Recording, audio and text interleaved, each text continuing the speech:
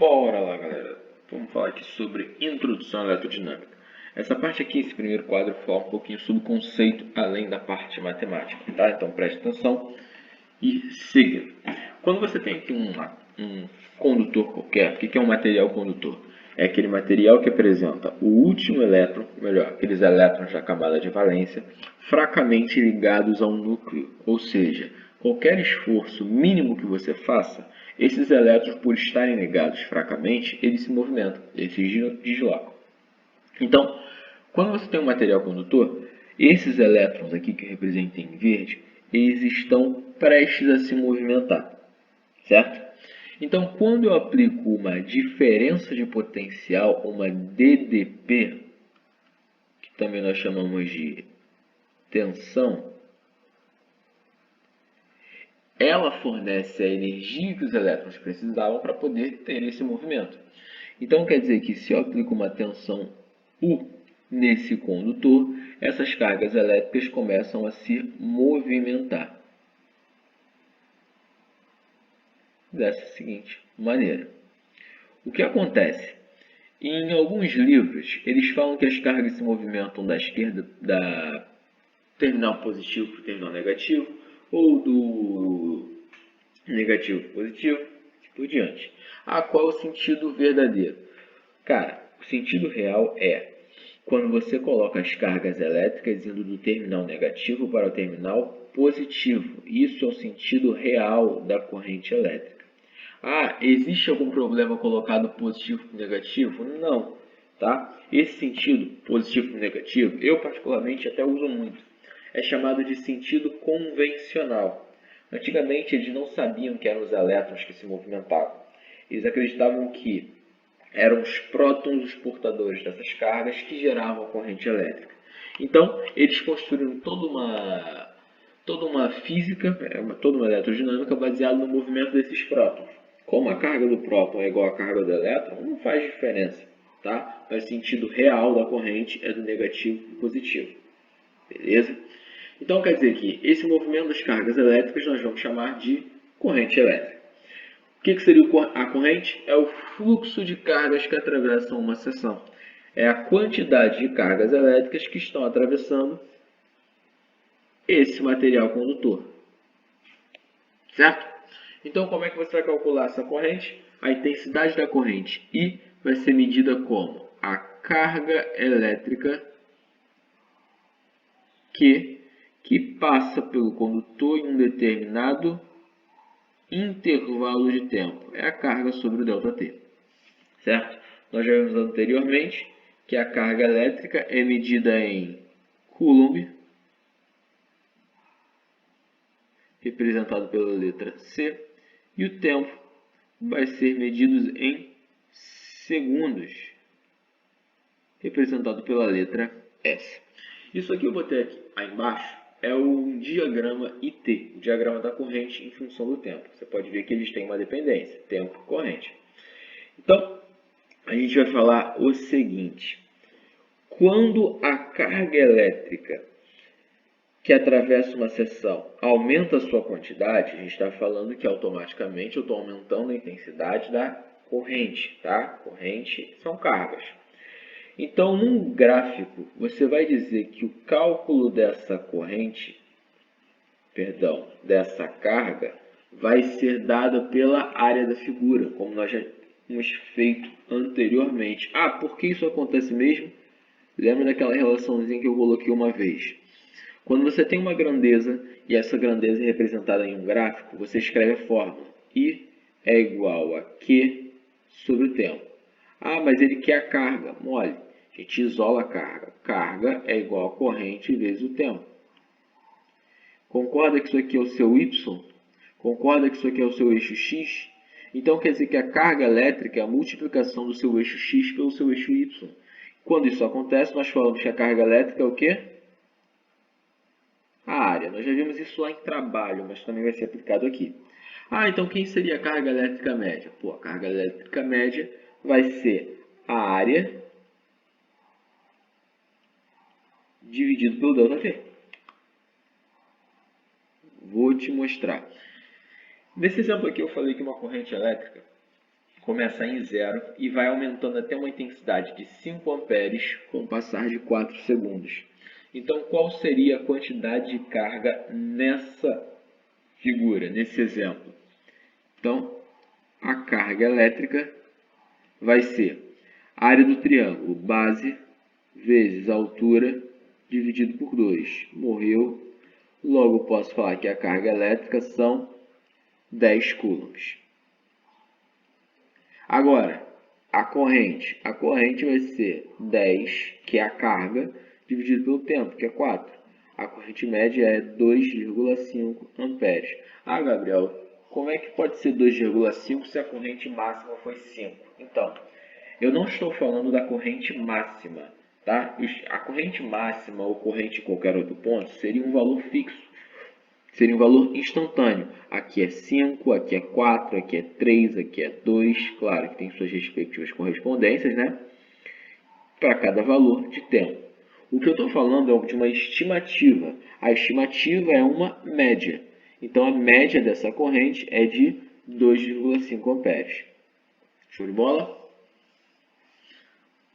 Continuando aqui.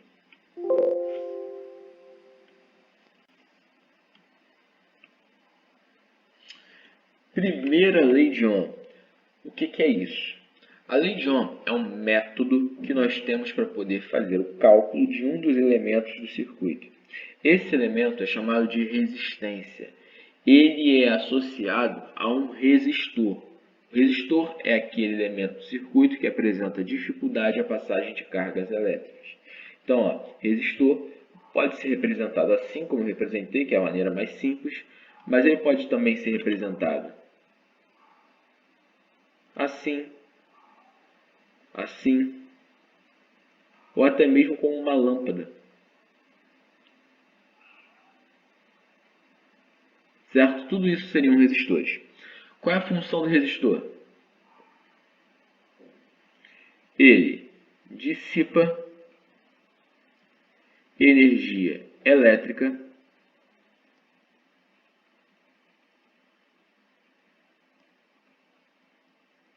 na forma de calor.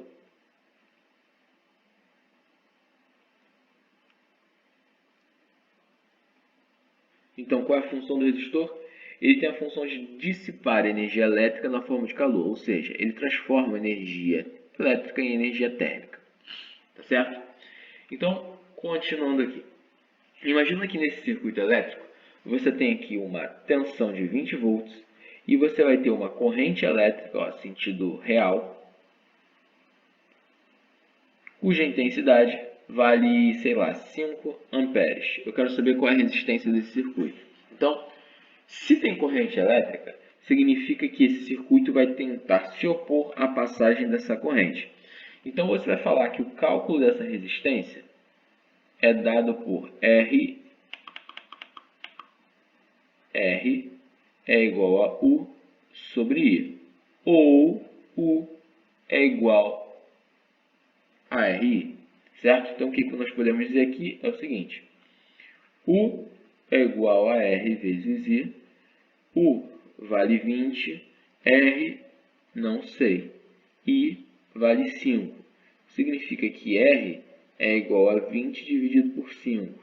R são 4 ohms. Então, eu usei aí a primeira lei de Ohm para calcular a resistência do circuito. Claro que ela não só calcula a resistência, ela pode calcular a tensão, a corrente também. Mas ela inicialmente foi escrita com essa finalidade: descobrir qual é a resistência do circuito em função das aplicações externas, tensão e corrente sobre ele.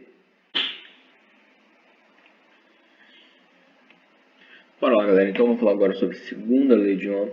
Na segunda lei de Ohm nós falamos sobre as características do resistor, de forma que essas características nos permitem descobrir qual é a resistência que ele tem. É como se você pegasse o resistor, soubesse de que material que ele é feito, quais são as dimensões dele e dissesse, a resistência é tanto. Beleza? Então, basicamente, você vai ter que depender de 3 fatores: a área, o material e o comprimento. Então, nós temos a segunda lei de Ohm como ρL sobre A. O que significa isso? Lembra, resistência é o quê? É uma dificuldade. Então, se eu por acaso falar que você está num prédio em um incêndio. Tá? Vou fazer uma analogia aqui. Esse prédio, vamos dizer que está pegando fogo uniformemente, você está no 5º andar. Quem tem mais chance de sair ileso? Você que está no 5º andar ou uma pessoa que está no 1º andar? A pessoa que está no 1º andar, é óbvio. Por quê? Porque quando você aumenta o caminho a ser percorrido, você no 5º andar está percorrendo um caminho muito maior para escapar, você aumenta a dificuldade, ou seja, quanto mais comprido é o resistor, maior é a resistência dele. Por outro lado, se o resistor tiver um comprimento pequeno, a resistência é pequena. Agora, se você está falando que em uma sala está pegando fogo, tá? Somente em uma sala. Aí vamos imaginar que você teria duas opções. Passar por uma porta convencional, aquela porta que você tem na sua casa, ou passar por uma porta dupla, geralmente aquelas portas de cinema, corta-fogo que eles chamam. Cara, onde é que você acha que é mais fácil passar? Uma multidão enlouquecida, apavorada com incêndio. É óbvio que é pela porta corta-fogo, né? Por quê? Porque a área da porta é grande. Se a área é grande, a dificuldade é pequena. As pessoas têm maior facilidade. Quanto maior o espaço, maior é a quantidade de pessoas que vai passar. Ou maior é a quantidade de cargas elétricas que vão passar. Por outro lado, se eu falar que existe um caminho pequeno, a dificuldade de passagem é grande. Então, posso falar que resistência e área são inversamente proporcionais. E por último, aqui nós temos a resistividade. A resistividade é uma característica do material, beleza? Ela indica se ele é um bom condutor ou não. Então, imagina o seguinte, você agora está numa sala de aula, essa sala de aula vai pegar fogo. Tá? Mais uma vez, é sempre questão do incêndio. O que acontece? Se uma sala de aula está cheia de cadeiras, você concorda que é mais difícil para você escapar dela? Agora, se a sala de aula está vazia, você tem maior dificuldade de sair. Então, a resistividade vai ser exatamente isso. A quantidade de cadeiras que você tem na sala que te impedem de chegar até a porta. Existem materiais que têm uma dificuldade natural, certo? Então, quer dizer que esses materiais, chamados isolantes, vão apresentar uma resistividade alta. Existem materiais que apresentam uma dificuldade reduzida. Esses materiais são chamados de condutores. A resistividade é uma grandeza que é alterada de acordo com a temperatura, mas aqui a gente não vai abordar isso. Bola, resistividade não é constante, isso que eu estou querendo dizer para você. Então, as unidades que nós vamos ter aqui para trabalhar com esses caras. Resistência tem a unidade que nós chamamos de ohm, que é representado pela letra grega ômega, certo? Comprimento a gente vai estar usando metro, área em metro quadrado. Claro que eu estou falando do sistema internacional. Não seria uma obrigação isso acontecer. Beleza? Agora, a resistividade, ela pode ser expressa, vou pegar ela aqui, ó. Essa resistividade, ela pode ser expressa em ohm metro. Claro, pode ser ohm milímetro, ohm centímetro e assim por diante. Só que no sistema internacional, nós escrevemos ela assim. Show de bola?